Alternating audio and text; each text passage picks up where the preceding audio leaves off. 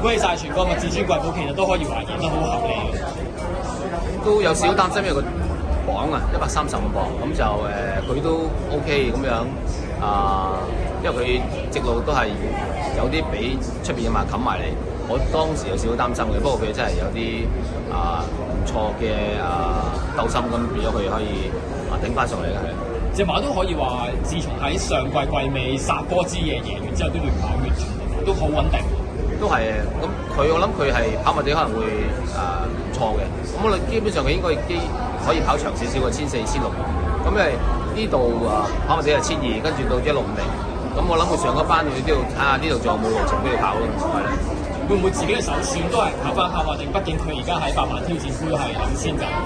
嘗試，因為始終都係我諗都係一個榮譽啦。如果攞到呢個杯，咁就嘗試啦，因為路程要睇下即係大家都未知嗰個 program 係幾時會有呢啲咁樣嘅二班賽事嘅。再次恭喜晒全國，恭喜晒你，thank you。